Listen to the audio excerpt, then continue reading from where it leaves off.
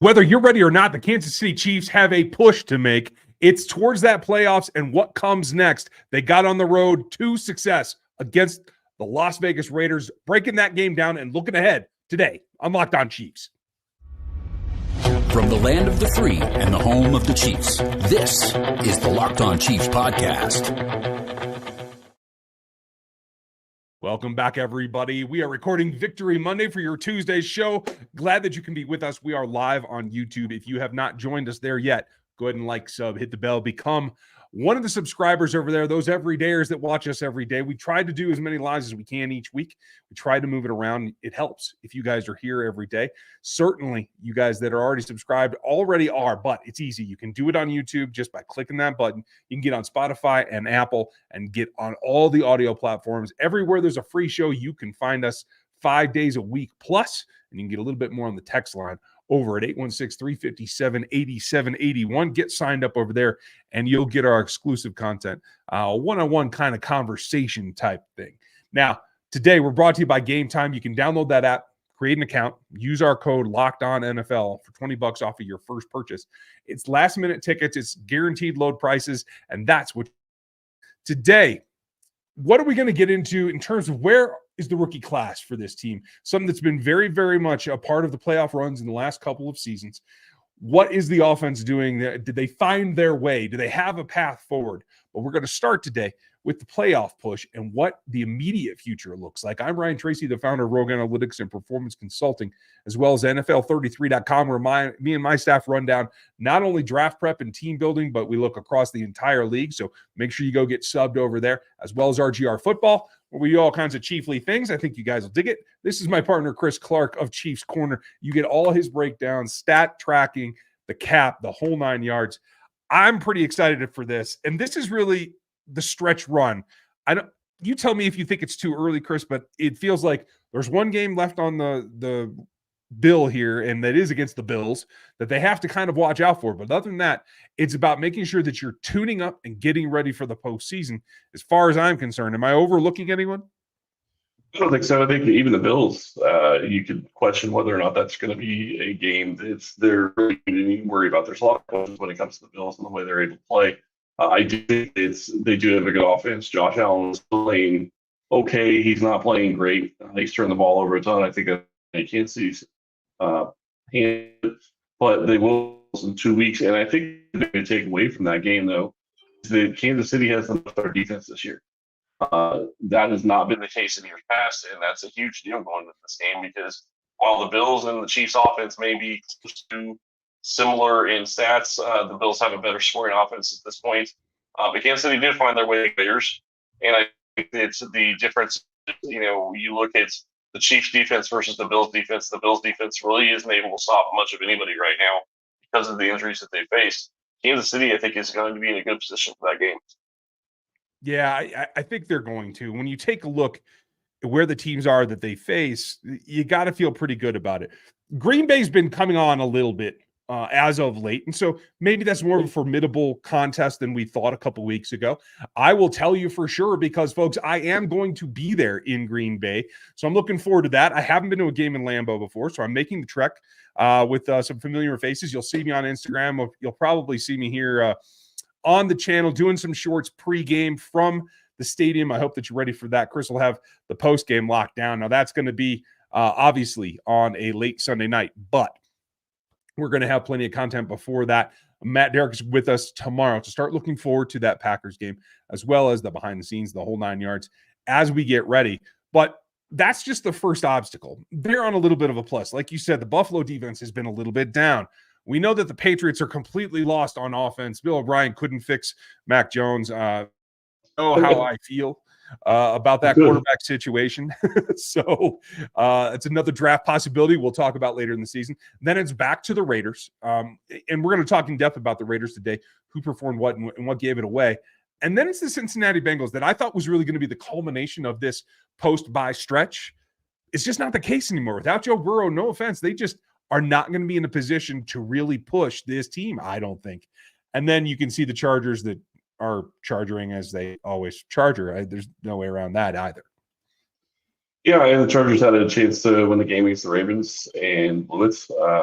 Justin Herbert doesn't seem to know that you need to get rid of the ball if they're blitzing from the corner, from the slot corner. Pretty easy to see from the viewpoint of the TV, so I can't imagine how he missed it. But regardless, it doesn't really matter at this point. The Chiefs are going to be in position, at least as it sits right now. Their final 6 opponents are not going to be over 500. Well, they're not over 500 right now. The Bills are 500, and they will not have another game set by this week. That's the only thing that's going to really help them getting into the Chiefs game. They're still dealing with a bunch of injuries on defense, like we talked about. So, to me, I think that it feels like this is a good setup for the Chiefs. And when you look at the Baltimore Ravens, they have a bye this coming week. If the Chiefs beat the Packers, which we expect to happen, then the Chiefs will be the number 1 seed. If they win out, they're the number 1 seed because nobody can touch them in the conference record. Now, the big thing that the Ravens have to face off against is they have 4 opponents that are going to have that are over 500 right now. They have the Jaguars, they have the Dolphins, Steelers, and there's another one, 7-3 as well, that they will be facing off against. It's going to be rough. Yeah, that's going to be quite a bit of a different run. I mean, when you look at the Patriots, they're the worst team in the AFC. Chiefs have the 49ers. I mean, even worse. Good luck with that there, Lamar. It is going to be a push, but when you're having that kind of competition, this is probably not what the NFL expected because of Cincinnati and Buffalo and the situations that they're in. So, you get through a rising Green Bay, you get through the Bills. I think that's going to be challenging, but you can see it from here that it's incremental steps based on what the defense and the offense have done in recent weeks. We're going to talk about what the rookie classes contribute to this point and what we can expect from here on out. And then what has the offense found against the Raiders that they can replicate, that they can use, that they can build on going forward through this slew of games that we feel very, very confident about in order to be ready for that wild card weekend. Right now, we'll see if they can maintain the number 1. We'll talk about that coming up. But first, we're going to get you a message for some of our pals.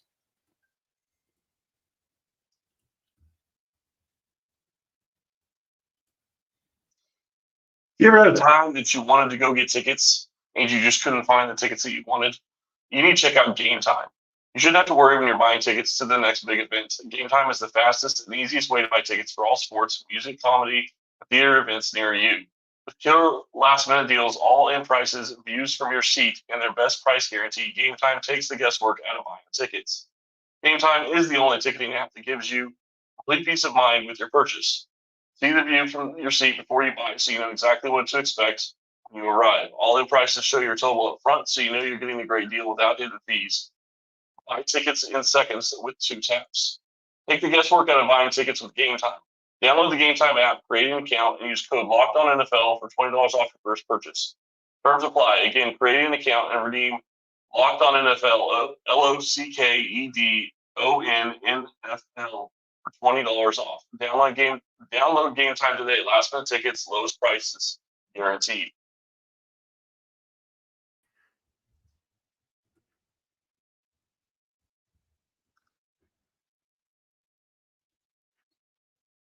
I love guarantees, and I'm always looking for one. And one thing that I think has been really the biggest problem this season is that the offense has not been as it's usually guaranteed to be. But what they found was a doubling down, a thinning out, I don't want to call it dumbing down, but a simplification of getting back to some basics in this offense that clearly worked against a Raiders defense that wasn't really ready to compete, let's be honest. They got some decent pressure. Max Crosby was out there. Kudos to him. I know he wasn't 100%, so I can't take anything from him. But when you take a look at who they got, stop me when you recognize a name, please. Malcolm Kuntz, Janarius Robinson, Divide Diablo, and Jerry Tillery. There's a name somebody might know. Those are your top 4 pressure getters for the Raiders yesterday. And it isn't quite ready. You wish that it was Crosby. Here's kudos to Jamal Taylor in particular. Jamal Taylor. Max Crosby, 1 pressure. He did get the sack, but that was the only pressure he got on the day. Officially, the ball should have been out. It should have. The ball definitely should have been out on that play. I will give Crosby props. I do still think he's one of the best defensive ends in the league. And there was a report that came out after the game. He was in the hospital this week. So the fact that he was able to push through and play, congratulations to him. continue to streak of not missing a game. He's a guy, I guess, I didn't realize this. He's been playing 100% of the snaps on a lot of their games this season. That's impressive from a defensive lineman standpoint. That's not what normally happens. So, good for him. But Tyree Wilson, their number 7 overall pick, didn't get a pressure. That's kind of concerning if you look at that from the Chiefs, from the Raiders' perspective. And then, just the overall game plan. One of the things that has been talked about is even in these 4 losses or in these 4 games that Pierce has been the coaches, they start off hot. They start off playing really well. They start off being able to score points. They start off being able to stop other teams, but they can't finish. They don't have the ability to adjust. Kansas City actually showed the ability to adjust, which is why they had a chance to win that game yesterday. That's absolutely true. And when you take a look at it, in being able to attack that, the opposite side is that you're getting better performance out of your passing game in particular, but your offensive players overall. And I think it would be a little bit surprising. We talked ad nauseum, honestly, about Rashee Rice last night taking a big step forward. He's the only guy who had a drop yesterday. So your leading receiver is also the one guy that dropped the ball. It was just one, but that was a noticeable difference in how many drives that ends when passes are dropped, let alone whether they're in the red zone or not. But that led to what was a more balanced and efficient total output by Patrick Mahomes, too. This takes into account the fact that he's still not throwing downfield as much as average depth of target was 4.6 yesterday. But he's still being uber efficient. And as long as the receivers aren't dropping things, they can continue to move that way. So it's, again, a simplification, but do your job in order, things get done. There's 15 carries for Isaiah Pacheco. Same thing. Doesn't have to be grandiose. It doesn't have to be, uber breakaway plays every 5 seconds, large explosives, but got 3.7 a carry, was able to commit that to the run. It brought the basics back into the offense in that fold as well. And I think that's something that they can take now and slowly make additions back to, instead of trying to go high octane and pull it back. Now they can slowly build towards what will be their playoff offense. Yeah. And Sky Moore got Marcus Peters cut. So congratulations to Sky Moore. Sorry, I knew you were going to get there. Yeah, I couldn't resist. It's too funny to me. But you look at this game, you look at what the Chiefs were able to do, and you start getting contributions from guys that have been getting a ton of snaps but not been really doing much. Getting targets. MVS is a great example. If MVS isn't down the field wide open on that 3rd and 4, I think that it was, that Rashee Rice caught and took for a touchdown, if he's not willing to block and he just lets this guy go, that's not a touchdown. Now, maybe the Chiefs score anyway, but he's still willing to get down there and go after guys and play for his team. And I have to give kudos for that. I understand he's not giving you the receptions you want, the yardage you want, but he is still doing the little things like they have been saying. Yeah, it comes down to the details. And that's what you have to replicate. Now, Kels looked pretty good, too, starting to feel like he's getting right. Yes, there's a little bit of less attention, but I also felt like he was moving a little bit smoother than I'd seen the last couple of weeks. I think overall, this was an inferior opponent that allowed you to get things straightened out. Now, double down on that. Keep it simple. Keep it moving. Build back slowly. We expect that we're going to see McCole Hardman eventually. We're going to see Kadarius Toney eventually. Jet McKinnon will return at some point. I don't think any of these are show-stopping injuries. I think partially the fact that you were able to sit all those guys was because it was this Raiders team. That isn't necessarily going to be the case this next week, and certainly isn't going to be the case against the Bills. No, that's true. But the other thing I think that you need to take into account is I think that only having 5 receivers probably actually helped. It limits who you have to put out there. It gives people the chance to get out there and run routes, get into a rhythm, get involved in the offense however they're going to get involved, and be successful. So I do think that there was something that actually benefited Kansas City. And you have to remember, Richie James I think he was in on 9 snaps, 6. It looks like he was on 6 passing snaps his first game back. Didn't get targeted once. I'm not saying that's going to be continually to be the case, but you're absolutely right. Kadarius Toney could be back next week. We don't know. We'll see when we get more news. Jerick McKinnon could be back next week, but it was smart to hold him out. In a game, I think they felt comfortable going in and being able to win without those 2 guys. And McCole Hardman, while he's on injured reserve, he's only out 4 weeks. well, possibly a longer, but at least 4 weeks, 4 games. So that's possible that he'll be back. The other interesting news that we actually got today was Andy Reid said that Nick Bolton may be returning to practice. Whether or not that happens this week or not, if he doesn't play in this game, okay, I'm not going to be upset if he doesn't play against the Packers. But if you can bring him back against the Bills, that's a huge hit for your defense. And one of the things that the Bills have been doing a lot better this year is running the ball. Yeah, and they need to, quite frankly. So let's hope that happens. Instead of that, if you have to float some time or do something else, it's about rookie contributions. Who's putting out, who's getting the snaps, and who's actually performing well. We're going to talk about the rookie roundup coming up after this, and a little message for those of you that want to get into the action.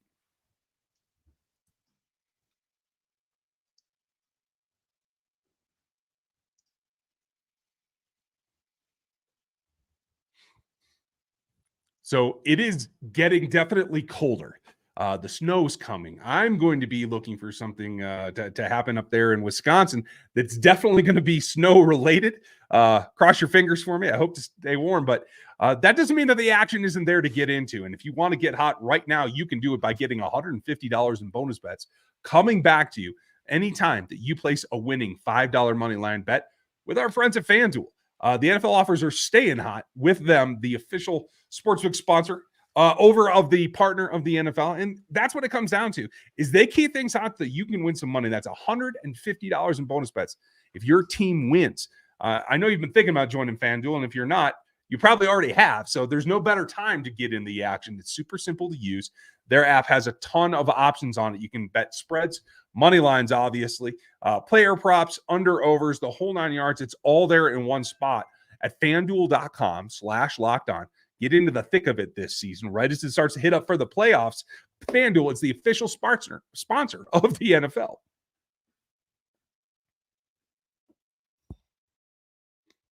My phone's going off because it's starting to get hot as well, and it's revolving around these rookies. And this was the first time that this season a rookie had really been in that kind of spotlight. It is Rashee Rice. We talked again about his performance quite a bit, leading this rookie class in performance, but he's not the only one. Jamar Conner didn't have a ton of snaps in recent weeks, but he has been contributing, especially it's really been encouraging to me to see. He's been contributing early in games when he is out there.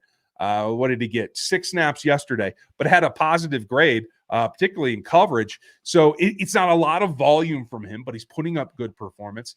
And then we get to the surprise of the day. And then Wanya Morris got onto the field, made a little bit of noise. What did you think of his game? PFF doesn't like his game. He allowed pressure on 3 snaps, and obviously they're going to ding him for that. But I liked what I saw. I liked him getting aggressive. I liked him getting after guys and taking advantage of any chance that he had to be on the field. That's exactly what you want from an offensive lineman that is coming in as a backup. You don't want him to be timid. You want him to attack, and you want him to be able to do what they can do as much as they can. He didn't allow a sack, so that's a big thing. Although I really was surprised watching him play that they didn't move and put Crosby on Morris for the couple of reps that he was in. That was kind of surprising to me. I figured they'd try to take advantage of it. Yeah, I was a little bit surprised by that too. But, that's on them. And maybe given Max a situation, they just want to let him be where he is. But kudos to Morris for getting in there. Hasn't seen a ton of action, but that's starting to get a little bit. Now, you had guys like B.J. Thompson, Kendrick Coburn were inactive. The saga of Kendrick Coburn has been interesting. Can't get a whole lot more out of that. But I know a lot of you fans are saying, hey, how about your number one pick, the guy that we didn't get to see enough of? And that is Felix Anudike-Uzomah. And I understand where you're coming from, because you want to see your top pick get on the field and actually produce. And that's, I think, where the conundrum is here. With Charles Omenihu's return, really since then, it's been light reps for him, not a whole lot of opportunity. And the day that they drafted him, I told you he's going to need some work. He is a work in progress, not a finished work at that point. And I think that's the root cause of why we're not seeing him more. But when we did see him, we got a pretty good result out of it, didn't we? We did. And the one thing I will say also about him is he was definitely not a first-round pick on Kansas City's board. And if we go back and talk about the draft and go talk about what Kansas City was trying to doing on that day, everything that we heard was Kansas City was trying to trade up into the 20s, and probably right before that wide receiver run went, but they weren't able to get it done. And at that point, you're left with either trying to trade back or taking the best guy on your board. And you know what? Regardless of whether or not he ends up getting any more pressures or anything this season, which I still think he's going to be somebody that they can count on a little bit more in the playoffs to give him some snaps. I think it was a good pick because you can never have enough good pass rushers. And I think he's going to be that. He got a hit on the quarterback in his one pass rush snap. That shows he has the ability to get after the quarterback. Yeah, and they weren't afraid to leave him out there on rundowns. Got a couple of those too. It was only 3 total snaps for him, but while it was light, it was productive. And I think that's the big takeaway, is that the rookie class is not as robust in terms of its snap count contributions as we've seen the previous 2 classes, but they're still out there and they're still bringing something. So I like the direction that it's going. I agree with that. I do think a little bit more if able to sign as they signed. Drew Trevor doesn't really have a big impact on this class. Tim Jones may be seeing snaps at if Drew Trevor on the roster, but they bring in a guy like will be taking from a guy like. So you pick, and I would those veterans, and it's not the rookies, but they have made one of the best in the NFL, and continuing to week in and week out guys to be. I think so as well, that continuing down that path is going to be a positive. And for those of you that are hearing a couple of issues audio wise on Chris's channel, we'll try to clean that up for the audio podcast show. That will be re-released here shortly. But I think at this point, given the state of our connection, we're going to go ahead and sign it off for there. Tomorrow, Matt Derrick's going to be with us. We're going to go over what's going on in the locker room as they look forward to the Green Bay Packers and beyond. Who is making noise for them, and where is this defense going when you're looking to make sure that as good as it's been, you can still get incrementally better as you face the competition and prepare for the playoff run? That's all tomorrow. Make sure that you like and sub and hit the bell for us here on the YouTube channel. Get subbed on Apple, on Spotify, whichever you prefer. Check out Chiefs Corner. You can find that on Substack or kcchiefscorner.com. You can check out NFL33.com and RGR Football and the whole 9 yards. We will be back with you tomorrow. We very much appreciate your time. Lot coming this week. It's going to be a little bit tight. And then we will have post-game for you with Matt Derrick, like always, following that late game against the Packers. And then I will make my triumphant return for Tuesday's show. So I hope that you guys are ready for that. It's going to be a fast, fun week. We're going to talk about Trent McDuffie and the defense some tomorrow. So thank you for your time today. Have a great one, and we'll talk to you tomorrow.